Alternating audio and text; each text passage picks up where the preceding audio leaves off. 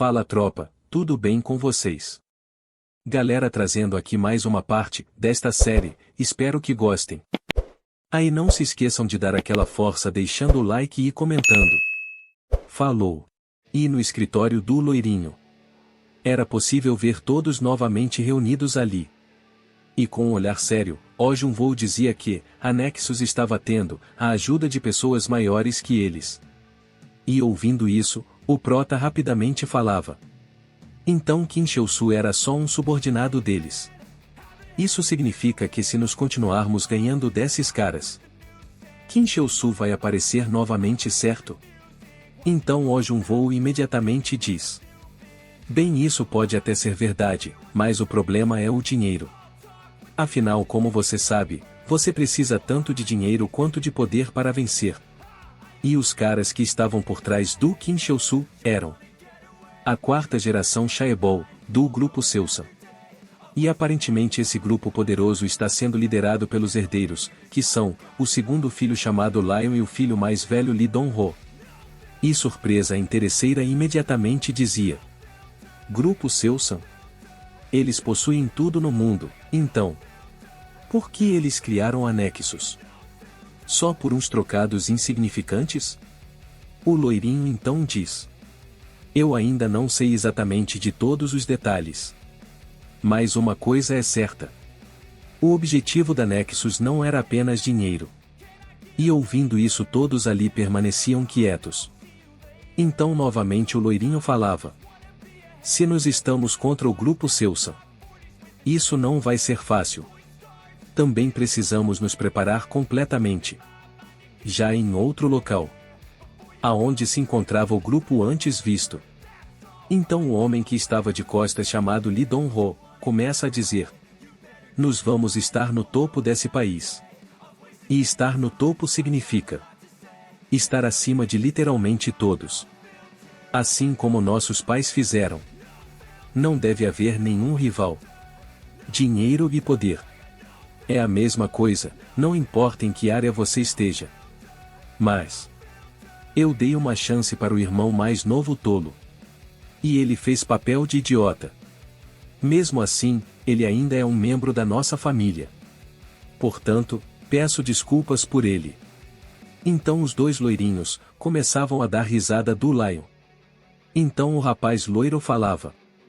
Mesmo que eles tenham mães diferentes, eles ainda são herdeiros. Já a loira enquanto ria dizia. E por isso que esses irmãos são tão diferentes um do outro. Mas Lion King demonstra estar bastante incomodado com a conversa de ambos.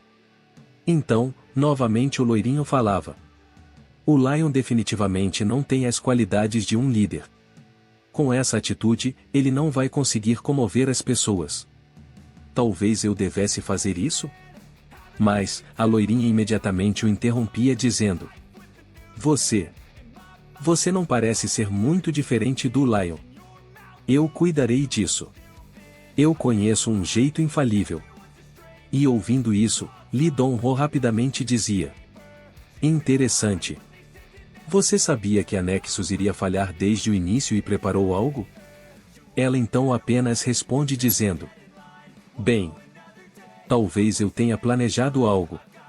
E com um sorriso de deboche o loirinho falava. Que nada, eu duvido muito que ela tenha deixado um plano reserva. Lee Dong-ho então novamente falava. Enfim, tanto faz. De qualquer forma, entre nós. Precisamos resolver a questão da hierarquia, antes de nos tornarmos adultos, certo?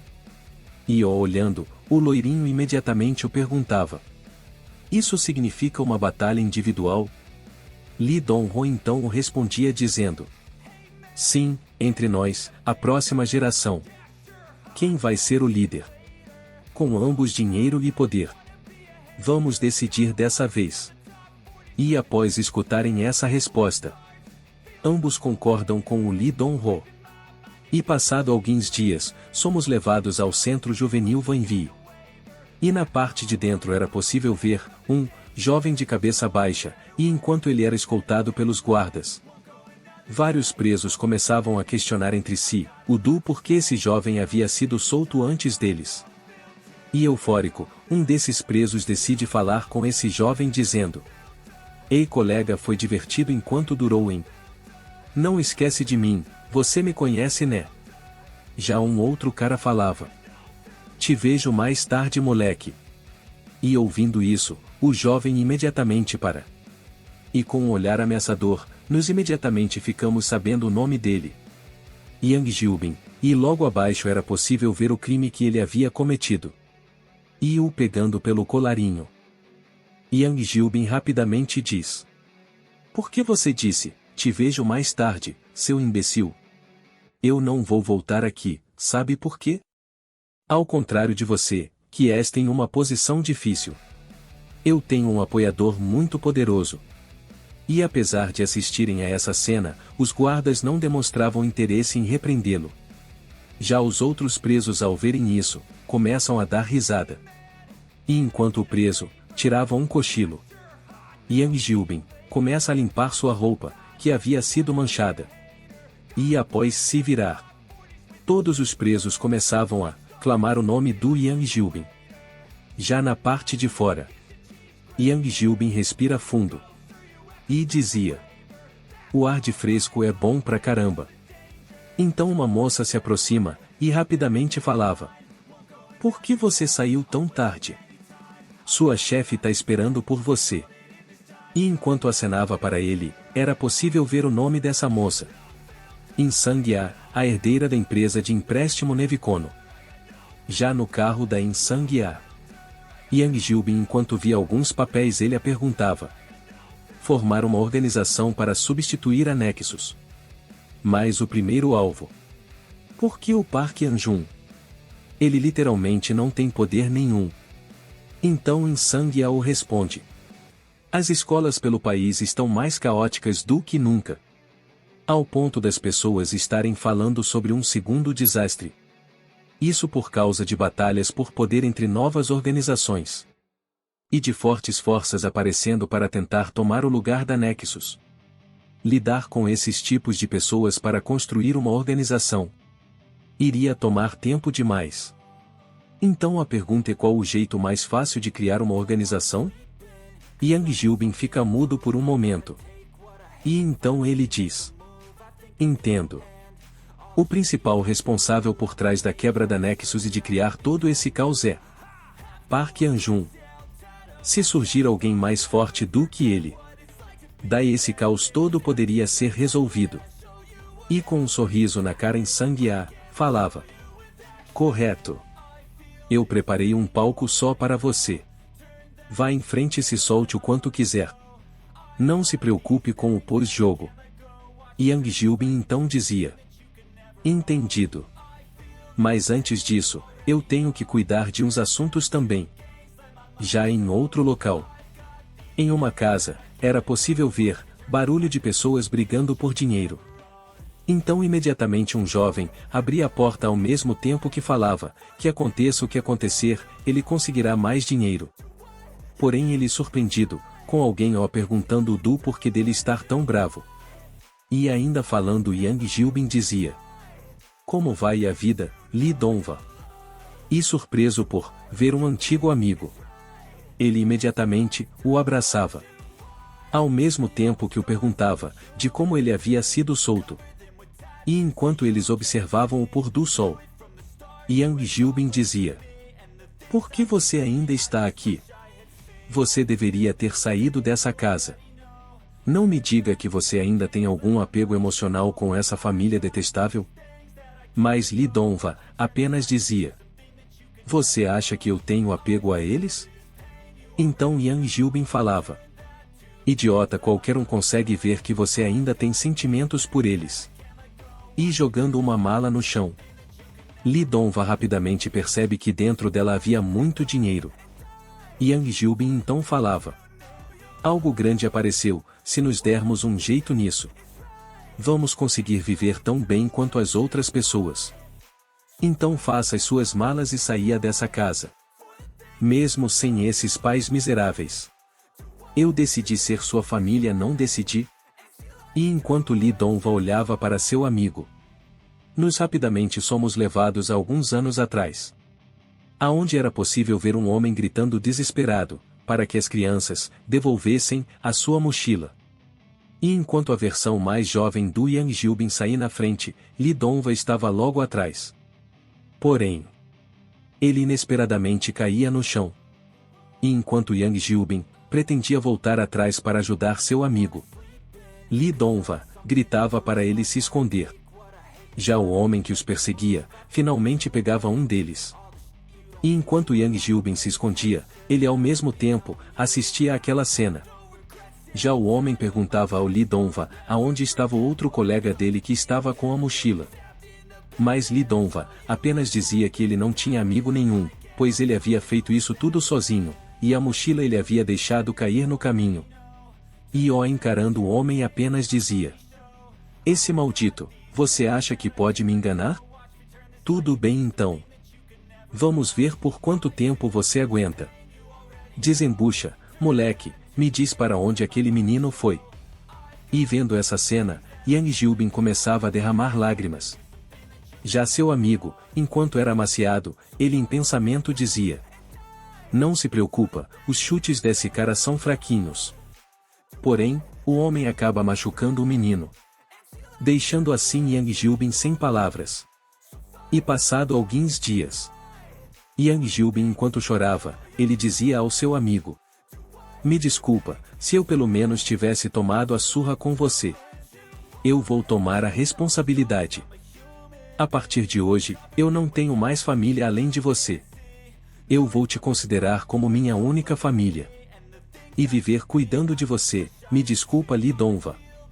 E com um punho em seu peito, Li Dongva apenas dizia: "Não é sua culpa, amigo. Nós fizemos isso juntos, então é minha responsabilidade também." Mesmo assim é bom ouvir essa palavra. Família. Então somos trazidos ao tempo atual. Que após Li Dongva lembrar desses eventos, ele abriu um sutil sorriso, então ele dizia ao Yang Jilbin que ele não havia esquecido de nada do passado deles. Já no prédio do loirinho, Jun-woo dizia ao prota: "Lion e Dong-ho. Parece que tem mais do que só isso. Não é como se eles fossem baratas botando ovos, então por que tem tantos?" Então o loirinho percebe que o prota está muito sério, e eu pergunto o porquê disso. Já o prota imediatamente diz: Jun-woo, a batalha de um mês atrás. Se eu tivesse continuado a batalhar com o Kim Cheol-su, naquele dia, você acha que eu ganharia? Mas Jun-woo dizia: isso não é óbvio. Você sempre ganha, então por que a pergunta? O prota então responde: bom, não é que eu fosse perder, mas aquela batalha, eu não tinha confiança absoluta que eu iria definitivamente ganhar. Se ele vier preparado com algo a mais, então eu também tenho que tomar uma atitude. E enquanto o encarava, Jun-woo rapidamente o responde dizendo: você está dizendo coisas tão fracas com um corpo desses. Enfim, é melhor prevenir do que remediar, eu acho. Nós precisamos de um método mais certeiro também. E mudando para outro local, nós imediatamente vemos os dois juntos, Kim Cheol-su e Lion Kim. E de cabeça baixa, Kim Cheol-su faz uma pergunta.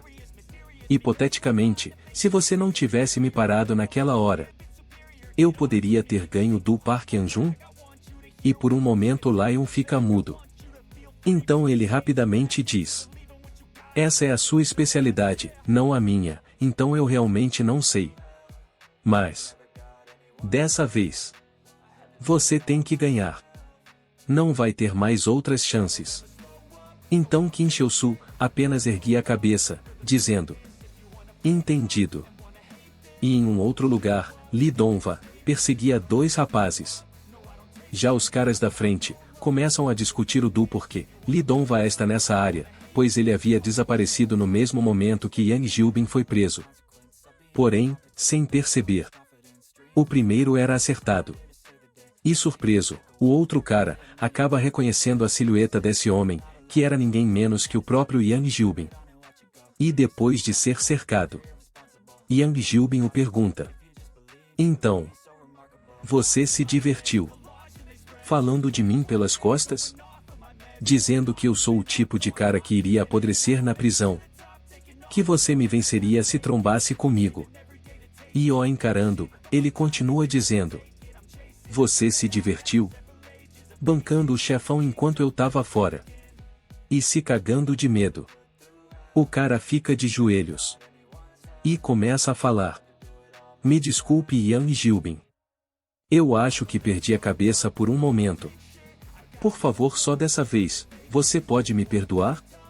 E com um olhar firme. Yang Gilbin, tem uma ideia. E enquanto o cara ficava surpreso por ver um tijolo, Yang Gilbin diz.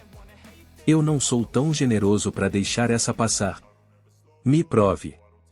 Se eu sentir sua sinceridade, eu não vou fazer você ter que viver se escondendo. E ainda encarando o tijolo, ele começava a se lamentar. Porém, ele decide pegar o tijolo.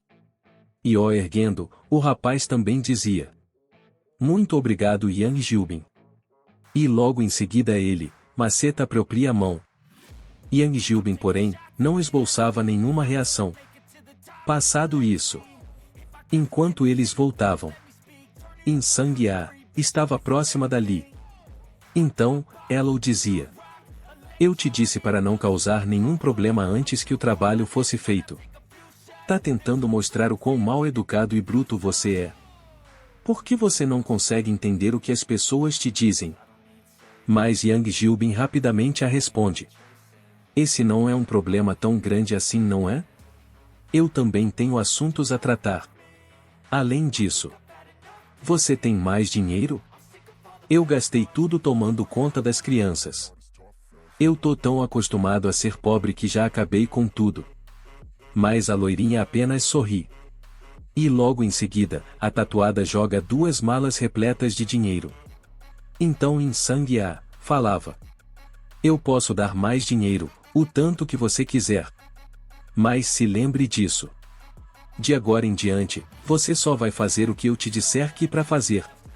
E se você fazer algo sem minha permissão de novo, você vai perceber que existem coisas piores do que sua vidinha patética. Entende o que eu digo? Após pegar a mala, Yang Gilbin rapidamente diz. Não tenho certeza se tal coisa existe. Mas parece que nossa confiança tem se fortalecido. Já no prédio do Oh Jun-woo, o loirinho falava para a interesseira. Nos detectamos atividade em comum em 2 áreas. E uma delas no distrito Mildon. Costumava acontecer intensas batalhas de território por lá. Mas de repente tudo ficou quieto. No distrito Gangseo, escolas que antes não eram próximas começaram a formar alianças. Em casos assim, isso normalmente significa que um novo jogador poderoso surgiu. Já a interesseira o responde dizendo. Um é graduado no centro de detenção juvenil e o outro um estudante transferido.